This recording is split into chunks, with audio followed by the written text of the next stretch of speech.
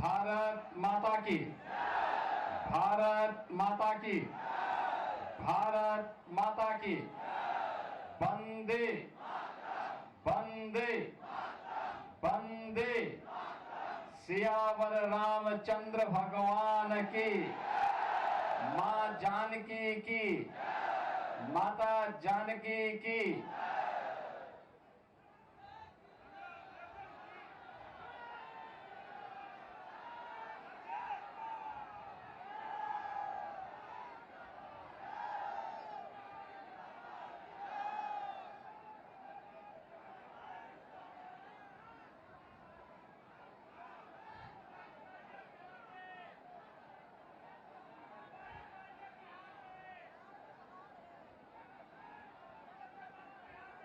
आज की इस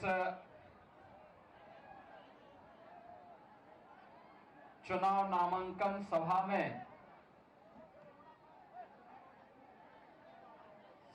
में उपस्थित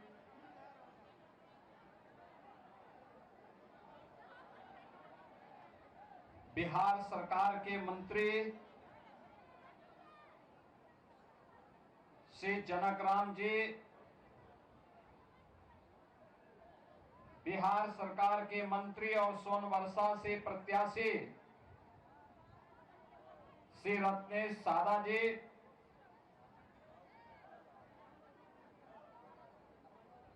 सहरसा के लोकप्रिय प्रत्याशी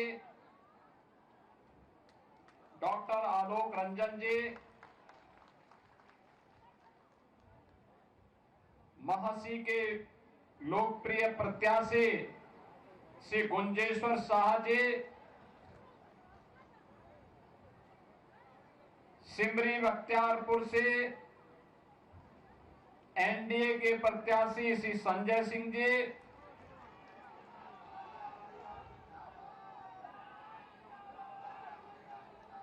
हजारीबाग के लोकप्रिय सांसद श्री मनीष जायसवाल जी,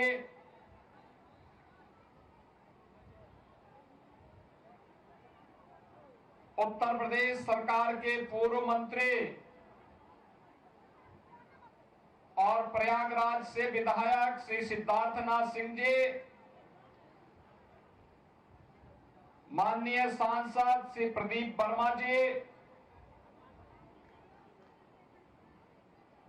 सहरसा की महापौर श्रीमती बेन प्रिया जी, जिलाध्यक्ष बीजेपी श्री साजन शर्मा जी, जदयू के जिलाध्यक्ष श्री चंद्रदेव मुखिया जी, अभय गिरी जी, सुरेंद्र यादव जी और भारी संख्या में सहरसा की इस धरती में उपस्थित इस मिथिला क्षेत्र से जुड़े हुए मेरे सभी उपस्थित बहनों और भाइयों, आज मुझे मां जानकी की इस पावन धरा में आप सबसे चुनावी सभा के बहाने ही नामांकन सभा में आने का अवसर प्राप्त हुआ है। इस अवसर पर मां जानकी की इस पवित्र धरा को भगवान बुद्ध की ज्ञान भूमि, भगवान महावीर की पावन जन्मभूमि, विद्यापति की जन्मभूमि और चंद्रगुप्त मौर्य की इस पावन भूमि बिहार की पावन धरा को, जिसने डॉक्टर राजेंद्र प्रसाद जी को, जयप्रकाश नारायण जी को, कर्पूरी ठाकुर जैसी विभूतियों को जन्म दिया हो, कोटि कोटि नमन करते हुए मैं आप सबका हृदय से अभिनंदन करता हूं, स्वागत करता हूं। बहनों और भाइयों, उत्तर प्रदेश और बिहार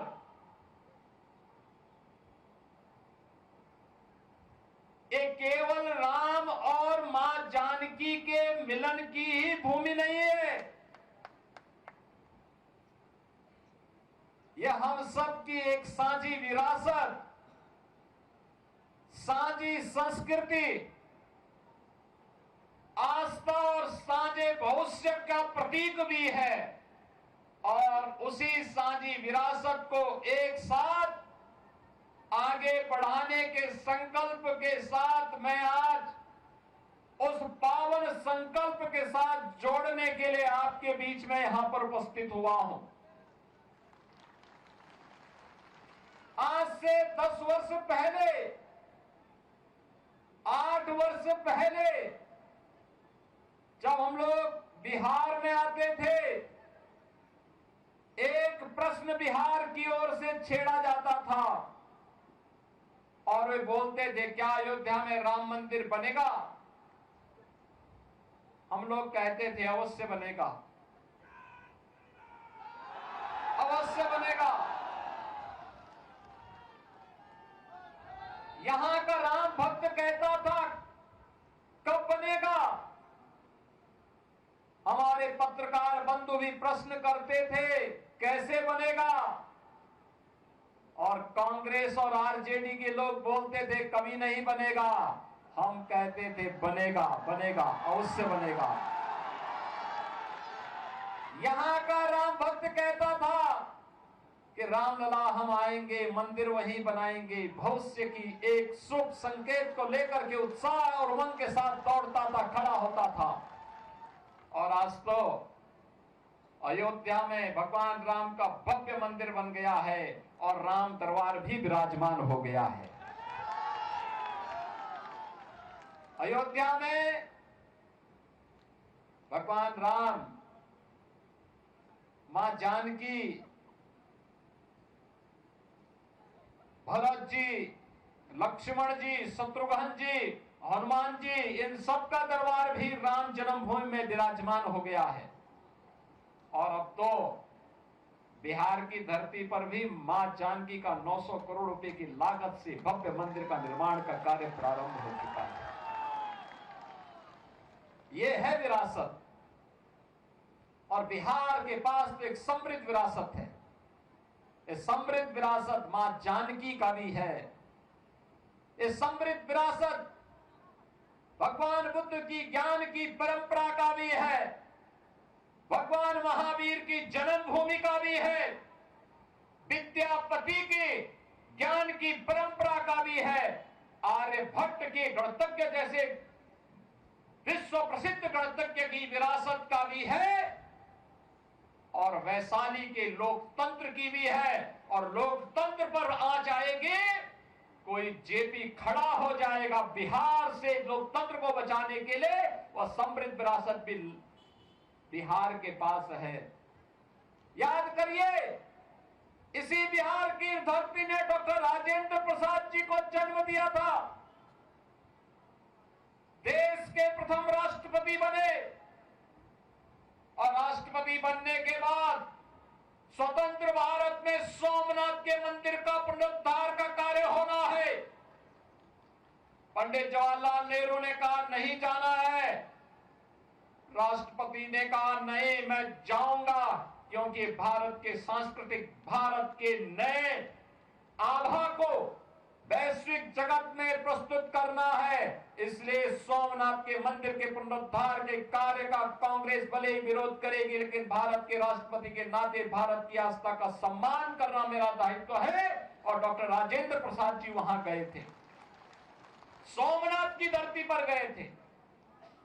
आप याद करिए, मोदी जी पहले प्रधानमंत्री हैं जो अयोध्या गए। श्री राम जन्मभूमि पर भगवान श्री राम के भव्य मंदिर के निर्माण की आधारशिला भी रखी। और गत वर्ष भगवान राम लला को विराजमान करने का काम भी प्रधानमंत्री मोदी जी ने अपने कर कमलों से संपन्न किया है। भारत की आस्था का सम्मान होगा, भारत की विरासत का संरक्षण होगा, तो वह विरासत ही विकास की नींव को पुख्ता करेगा। बहनों और भाइयों, क्या हो रहा था कांग्रेस के शासनकाल में? ये विरासत को अपमानित करते थे, कहते थे राम हुए ही नहीं, कृष्ण हुए ही नहीं, भारत की विरासत को कोसते थे, भारत को अपमानित करते थे, भारत और भारतीयों को गाली देते थे, घुसपैठियों को घुसपैठ करा करके अराजकता पैदा करवाते थे।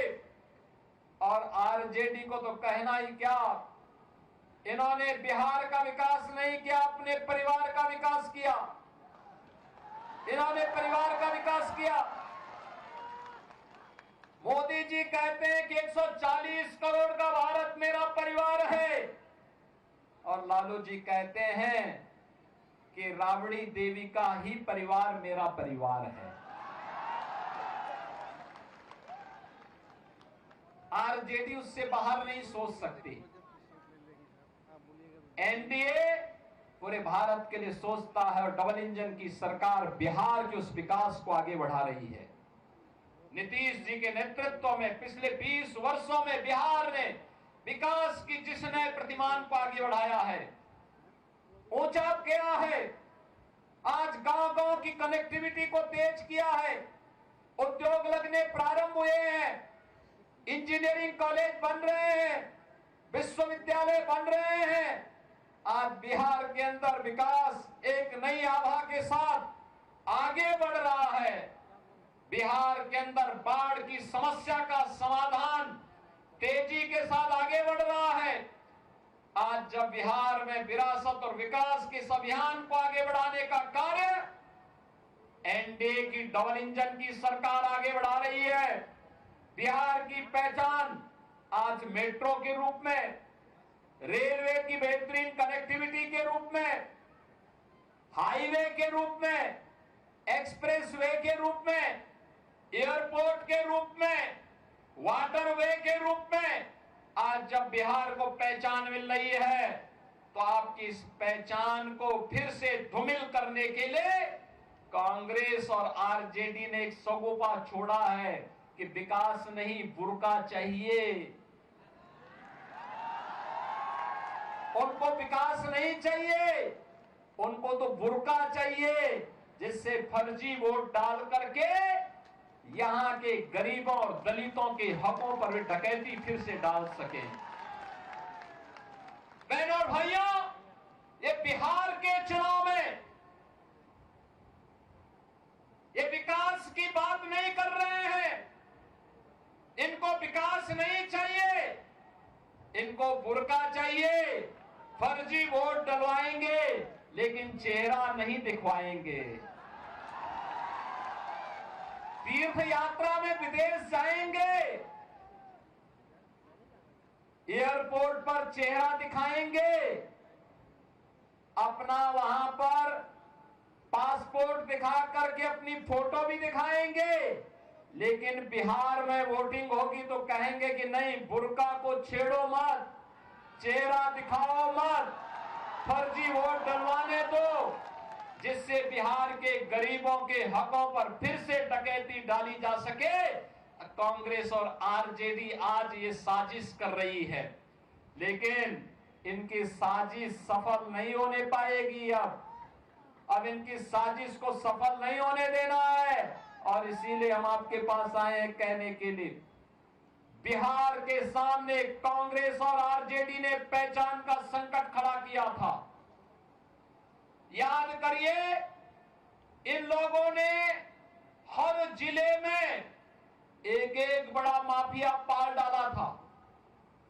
वो लूटता था, विकास के पैसे को हजम कर जाता था, गरीब के लिए आने वाला पैसा स्वयं खा जाता था। गांव में कोई भी कार्य नहीं हो पाता था। 4 महीने बाढ़ से बिहार त्रस्त रहता था।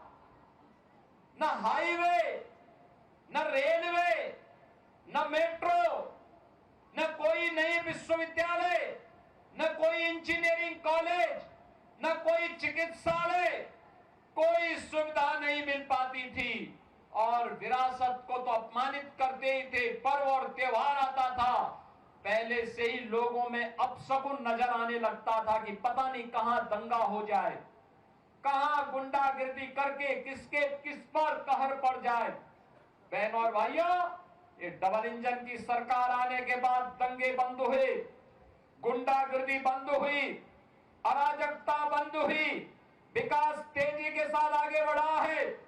आज मेट्रो के रूप में विकास की योजनाओं का लाभ भी बिहार को मिल रहा है।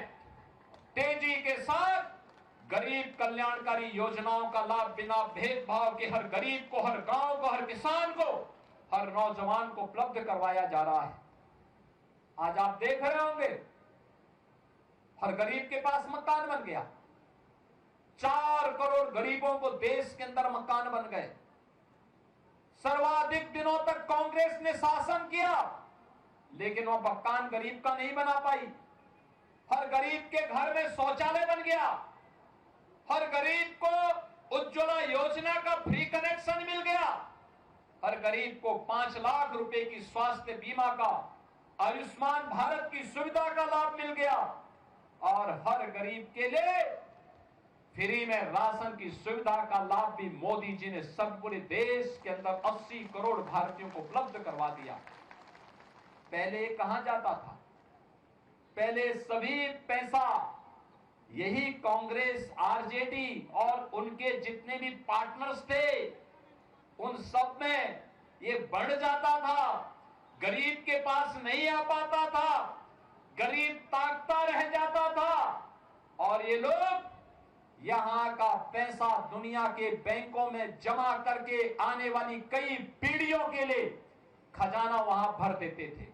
लेकिन अब मोदी जी ने कहा कि भ्रष्टाचार नहीं चलेगा, माफिया राज नहीं चलेगा और जो भी भ्रष्टाचार फैलाएगा, गरीब के हक पर डकैती डालेगा, उसकी जगह जेल में होगी, जेल में। और बहनों और भाइयों, अगर उसका उदाहरण देखना है तो उत्तर प्रदेश में हमने किया है।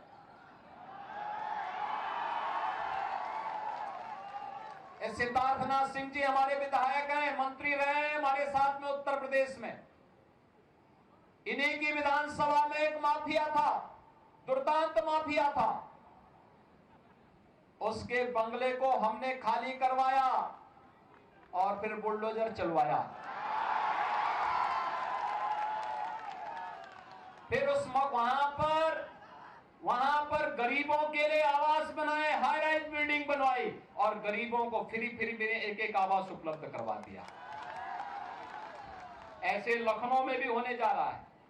हर जनपद में वहां माफिया के द्वारा कब्जा की गई भूमि पर, और अगर किसी ने 10 एकड़ जमीन कब्जा की है और उसके पास अगर कुछ पुश्तैनी भूमि थी तो सबको मिलाकर के ब्याज सहित वापस लिया गया और वापस लेकर के फिर गरीबों को आवंटित करके गरीबों के मकान बनाए जा रहे हैं। बहनों और भाइयों, माफिया के खिलाफ, गुंडागिर्दी के खिलाफ, देशद्रोही तत्वों के खिलाफ, अराजकता फैलाने वाले तत्वों के खिलाफ अगर कोई लड़ पाएगा तो डबल इंजन की एनडीए सरकार ही लड़ पाएगी, एनडीए का कार्यकर्ता ही लड़ पाएगा। और वही कार्य आज एनडीए की सरकार बिहार के विकास के साथ कर रही है। हर क्षेत्र में विकास के नए प्रतिमान बिहार के अंदर बन रहे हैं। अब बिहार के सामने पहचान का संकट नहीं है। जो पहचान का संकट आरजेडी कांग्रेस ने बिहार के नौजवानों के सामने पैदा की थी। बिहार का नौजवान 2005 के पहले अपनी पहचान को छुपाता था, अपनी पहचान को छुपाता था। किसान आत्महत्या करने के लिए मजबूर होता था, पलायन होता था, उपचार की सुविधा नहीं थी, सड़कें नहीं थी। आरजेडी के समय में तो कहा जाता था कि सड़क बनाओगे तो फिर कच्ची शराब कैसे बना पाओगे, यही तो बोलते थे आरजेडी के लोग। बहनों और भाइयों, आपकी पहचान को लोग कैसे धूमिल करते थे। जिस बिहार ने कभी देश को नेतृत्व दिया हो, जिस बिहार पर देश को गौरव की अनुभूति होती हो, जिस बिहार में पाटलिपुत्र भारत की राजधानी के रूप में पूरे देश को स्वर्ण युग में ले जाने का काम जिस बिहार ने किया हो, वह बिहार कांग्रेस और आरजेडी के समय अपनी पहचान के लिए मोहताज हो गया था। और फिर एनडीए की सरकार जब आई, बिहार को आज उसकी पहचान मिली है। और आज इसीलिए हम लोग आए हैं आपसे कहने के लिए, बीजेपी और एनडीए डबल इंजन की यह सरकार बिहार को विकास के पथ पर डबल स्पीड से ले जाने के लिए प्रतिबद्ध है। और विकास की इस प्रक्रिया में आप सबको जोड़ने के लिए आज मुझे सहरसा की इस पावन धरा पर आने का सौभाग्य प्राप्त हुआ है। आप सबसे मैं इस बारे में कहना चाहूंगा कि अब कोई भी बिहार को उस पुराने लालटेन युग में नहीं लेके जाएगा।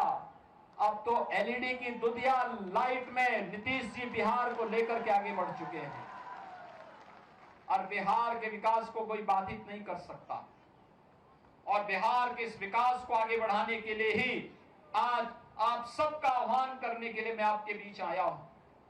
हमें जब भी अवसर मिला, हम लोगों ने उत्तर प्रदेश के अंदर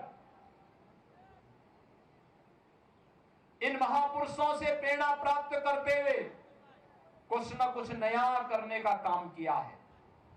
बहन और भाइयों,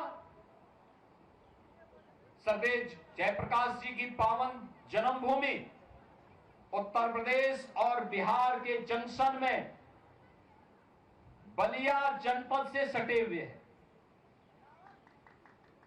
सितादेरा में हम लोगों ने उनकी पावन जन्मभूमि पर उनका भव्य स्मारक बनाने का काम हम लोगों ने वहां पर किया है। वहां पर सदैव जयप्रकाश जी ने 1977 में कहा था, एक इच्छा व्यक्त की थी कि मेरी जन्मभूमि में एक चिकित्सालय बनना चाहिए और हो सके तो उसका नाम उनकी धर्मपत्नी प्रभा देवी जी के नाम पर रख दिया जाए। उत्तर प्रदेश में समाजवादी पार्टी की सरकार ये कार्य नहीं कर पाई, लेकिन ये सौभाग्य हमारा है 17 में हमारी सरकार आई, हम लोगों ने वहां के चिकित्सालय का नाम सदैव जयप्रकाश जी की धर्मपत्नी के नाम पर किया है। आज वहां की कनेक्टिविटी को बेहतर किया है और विकास की प्रक्रिया के साथ, तेजी के साथ सितादेरा भी आगे बढ़ चुका है। हमें उत्तर प्रदेश के अंदर एक नेशनल लॉ यूनिवर्सिटी की स्थापना करनी थी, हमने वह भी प्रयागराज की धरती पे किया। जब विश्वविद्यालय स्थापित हो रहा था, लोगों ने कहा किस नाम से होगा, हम लोगों ने कहा कि संविधान सभा के अध्यक्ष के रूप में डॉक्टर राजेंद्र बाबू का योगदान था, डॉक्टर राजेंद्र प्रसाद जी के नाम पर नेशनल लॉ यूनिवर्सिटी का नामकरण होगा। बहनों और भाइयों, आज बौद्ध कनेक्टिविटी की दृष्टि से अगर आप देखेंगे कितना बेहतर कार्य डबल इंजन सरकार बौद्ध परिपथ के रूप में कर रही है। बौद्ध परिपथ को जोड़ने का काम हो या अयोध्या से सीतामढ़ी तक राम जानकी मार्ग के माध्यम से अयोध्या की कनेक्टिविटी को बेहतर बनाने के लिए यह कार्य भी डबल इंजन की भारतीय जनता पार्टी की उत्तर प्रदेश सरकार आपके साथ मिलकर के कर रही है। और इसीलिए आज आप सबसे कहने के लिए मैं आया हूं, भारतीय जनता पार्टी ने सहरसा से एक लोकप्रिय प्रत्याशी डॉक्टर आलोक रंजन जी को आपके बीच में पुनः उतारा है।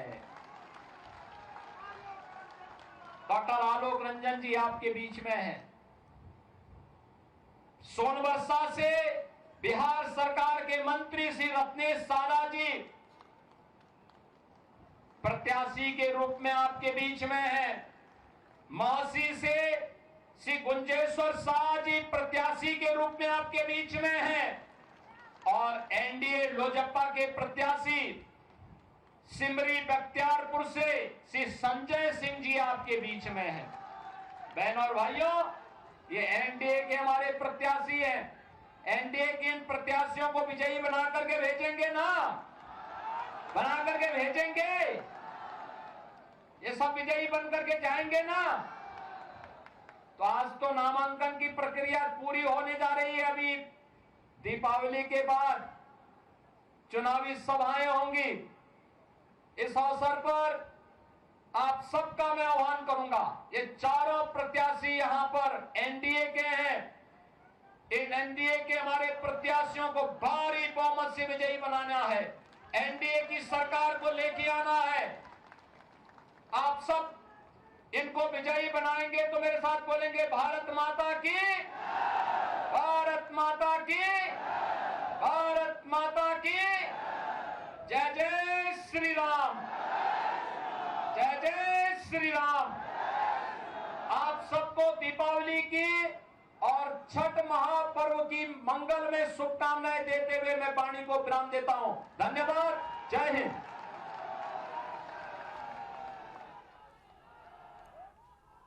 तो मुख्यमंत्री योगी आदित्यनाथ को आप सुन रहे थे। बिहार में चुनाव प्रचार में मुख्यमंत्री योगी आदित्यनाथ पहुंचे हुए हैं और आज अयोध्या में भव्य राम मंदिर बना है, इसका जिक्र उन्होंने किया। और बिहार में मां जानकी का मंदिर बन रहा है। बिहार और उत्तर प्रदेश के संबंध को भी मुख्यमंत्री योगी आदित्यनाथ बताते हुए मंच से नजर आए। अपनी विरासत को आगे बढ़ाने का संकल्प ले, इस बात को भी मुख्यमंत्री योगी आदित्यनाथ ने कहा। बिहार फतह की चुनौती मैदान में मुख्यमंत्री योगी आदित्यनाथ उतर गए हैं और आज मुख्यमंत्री योगी आदित्यनाथ ने तमाम बड़ी बातें मंच से कही है और विपक्षी गठबंधन पर निशाना भी साधते हुए मुख्यमंत्री योगी आदित्यनाथ नजर आए और दावा भी करते नजर आए कि एक बार फिर से बिहार में एनडीए की सरकार ही बनने वाली है।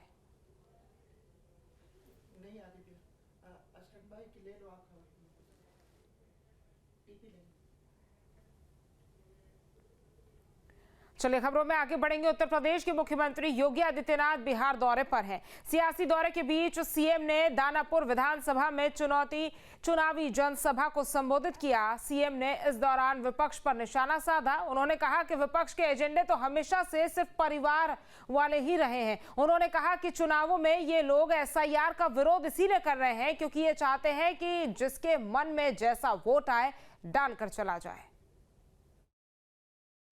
बहनों और भाइयों, उत्तर प्रदेश और बिहार की विरासत मजबूती के साथ आगे बढ़ेगी।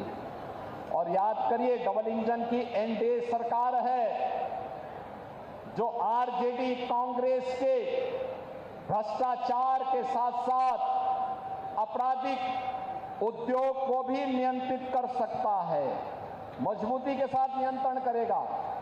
आपने देखा होगा उत्तर प्रदेश में माफिया तो जहन्नुम की यात्रा में जा चुके हैं।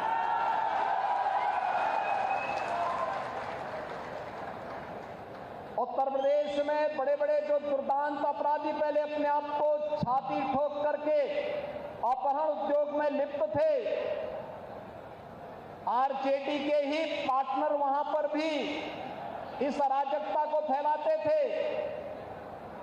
आज उनकी क्या दुर्गति हो रही है और हम लोगों ने तो इनकी प्रॉपर्टी को भी जब्त करके गरीबों के लिए आवास बनाने प्रारंभ कर दिए। सबके आवास, हर गरीब को आवास। बहनों और भाइयों, आरजेडी और कांग्रेस फर्जी पोलिंग करवाने की अपनी कुत्सित चेष्टा को और जो एक पारदर्शी और स्वच्छ चुनाव प्रक्रिया के तहत हर मतदाता को अपनी पहचान देनी है और पहचान पत्र दिखा करके ही वो मतदान में भागीदार बन सकता है। जब इसको आगे बढ़ाने की कार्रवाई के साथ एनडीए की सरकार उसका समर्थन कर रही है, एनडीए के सभी दल उसका समर्थन कर रहे हैं, लेकिन कांग्रेस, आरजेडी और उनके सहयोगी दल कहते हैं नहीं, फर्जी पोलिंग होनी चाहिए। जहां भक्ति है हर शब्द में, कथाओं में छुपे हैं दिव्य रहे और ज्योतिष देता है जीवन को दिशा। धर्म से जुड़ी हर बातों को जानने के लिए हमारे चैनल स्तुति को सब्सक्राइब करें। चैनल पर जाने के लिए इस लिंक पर क्लिक करें।